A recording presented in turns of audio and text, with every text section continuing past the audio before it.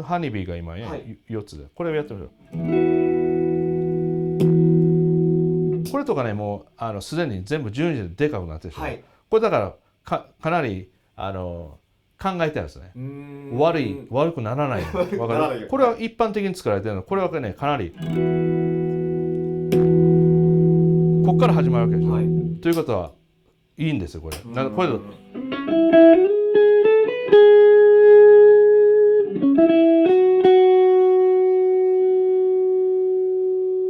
からこの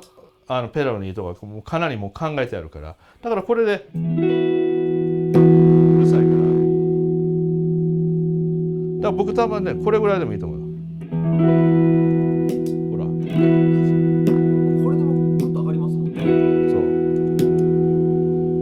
そうだからこのペラの特徴はすでに12時で間違いなく大きくなってるわけ、だから下げるんですけども、下げるときにやっぱり9時より下げたらダメなの。9時半ぐらい、これぐらいで、これとかすでに12時でもいい音してるんで、だから僕が何にもしなくていい感じ、だから人によっては例えばこういうセッティングが好きな人もいると思う。多分こう甘い、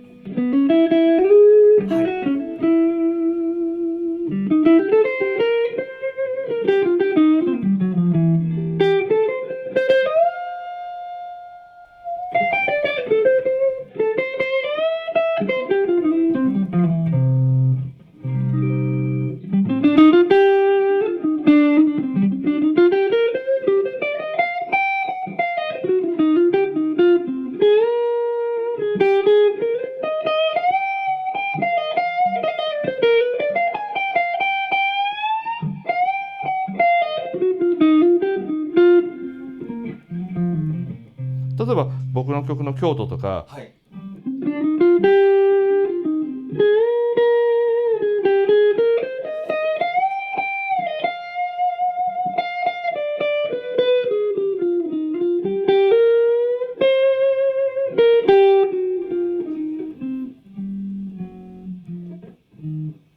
から低くなればなるほどこれでもうすでにゲインが上がってるんで、ピッキングでどんどん落とすんですね。だからそういう感じのセッティングですね。もちろん好みによってはこれぐらいやってもいいと思います。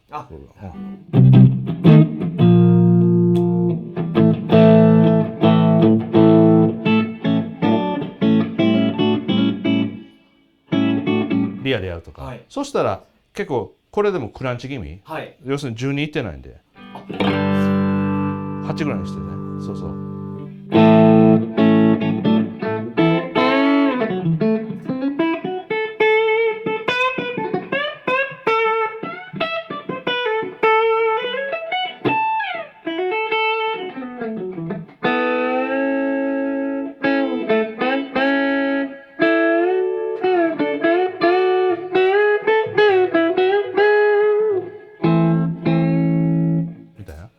カントリーっぽいのですね。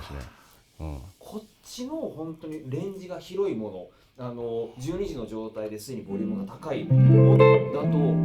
本当にそのギターの調整、ギターのセッティング、右手のコントロールでエフェクトを別のものにしたっていうぐらいの表情をつけることができるんですね。そう。だからこのねストレートな歪みもあるし、こっちはもっとリッチな歪みなので、意外にこのクリーンから歪ますのはこれいいですね。これね。だから強く弾いたら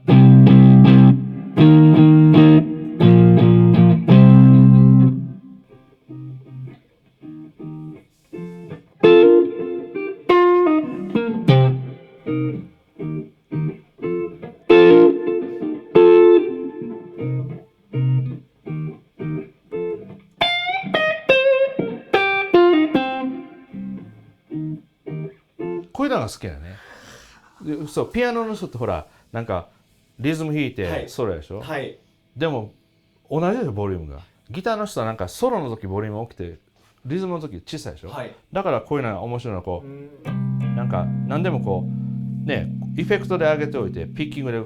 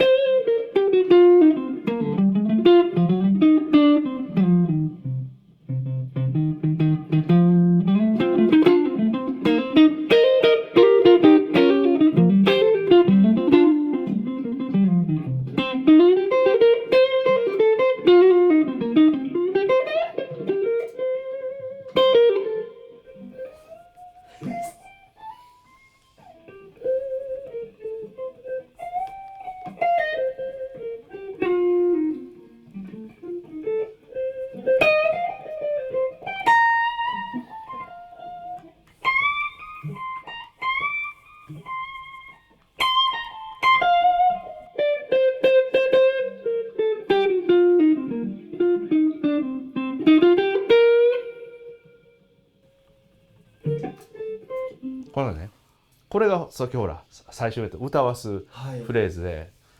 なるべくそのスケールの形とか考えないで、なんかメロディーがなってるというか、そうやっぱりソロを弾いてると、僕も本当にもう最初ブルースのソロが弾きたいと思ってアドリブの練習しだした時に、その常套句的なもうどうしてもそのたくさん詰め込んでそれをつないでってなると聞いたことあるなというので飽きちゃうんですよね。でもやっぱりトモさんのギターって本当に歌のメロディーの連続なので、そこはシームレスにつながってるし、自身の中から出てくるメロディーなので、常套句とはまた違った響き方するんですよね。ありがとうございます。で、さらにこれで気づいたのが、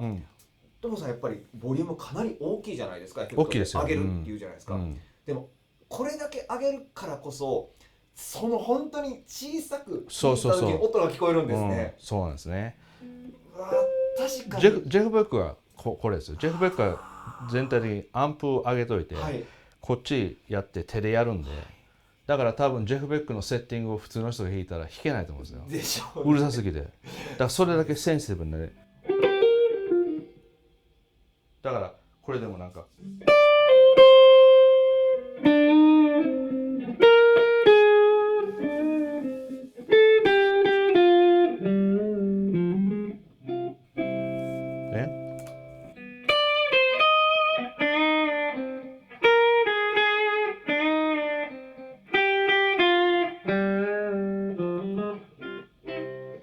あのメロディーもなんでああいうメロディー出るかってやっぱり全体の音が大きいんで、ブライトなんで、だからダイナミックスが出しやすい。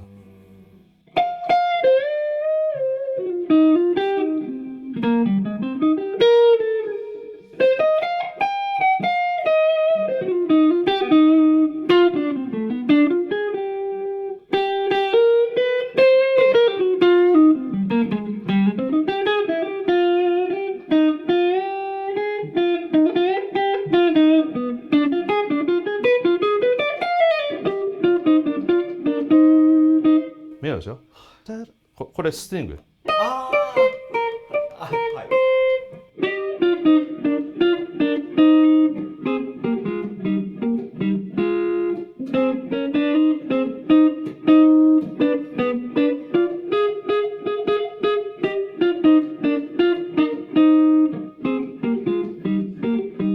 だから僕が作ったわけじゃなくて、すでにいいメロディーってあるんで、それを借りてそれを常にメロディーにしていくっていうか、確かにそんな中で、そのエフェクターを踏む時って、音を大きくさせたい時っていうイメージでしたが、僕も本当そういう風に使ってきてましたが、ではなくて、小さい音もちゃんと聞こえさせたいために使う。そうなんです。だから生音でやると小さい音が聞こえない時あるんで、そういう場合はオンにしてやっちゃうんで。そう、もちろん生音でも練習できるんですが、生音だったらやりやすすぎるからたまにこうオンにしちゃうのね。そうするとまるでなんかマーシャルのアンプを大きめにしてギターのボリューム7ぐらいで全部ピッキングでニュアンス作ってる感じですね。だから例えばこう言ってみたら強く弾いたら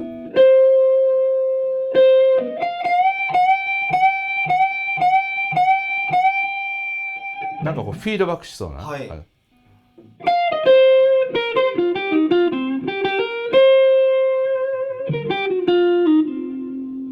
でもねこれソフトなんですよ。だからバランスいい。でこのってやった時にリバーブだけかかる。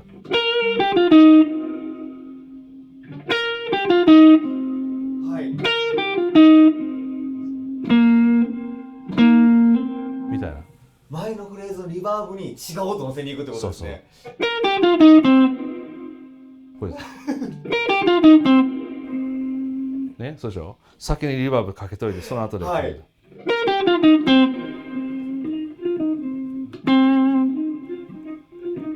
からどうなるって時にリバーブかかるでしょ。リバーブないですよ。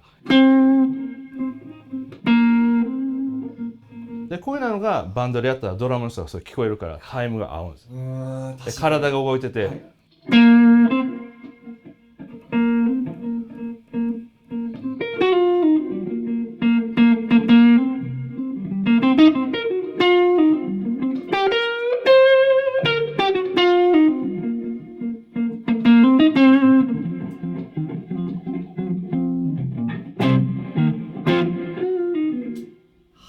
入りやすいでしょバンドスが、はい、そうリズムが本当に見えるのでここだっていうところが分かりやすいです、だからそのリバーブ入れててもリバーブかけない部分を演奏で出さないとダメですよ。そうしないと全部アタックがリバーブかかってるからドラムのベースの人も分からない。そうですよね、そうどこがそのアクセントの中が分からなくなりますね。そうなんですね、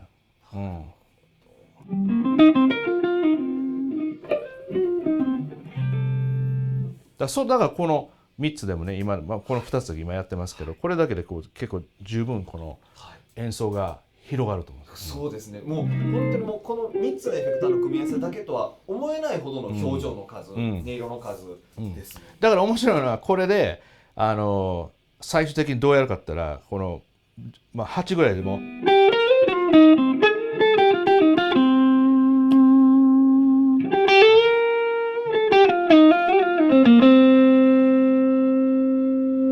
でこれ例えばこれぐらいでしょ、そしたらねこれでクリーンブーストみたいにしといて、これでなんか盛り上がったと、だからソロの第になんか展開した時、で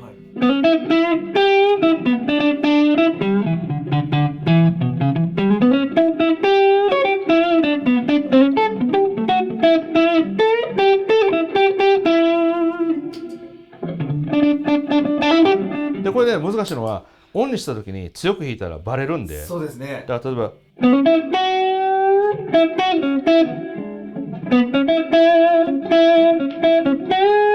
でオンしたでしょ、でちょっと下げるの、なるほ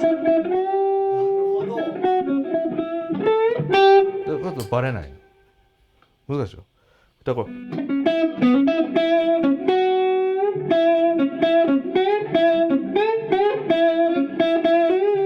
でオンしたでしょ、でちょっと下げて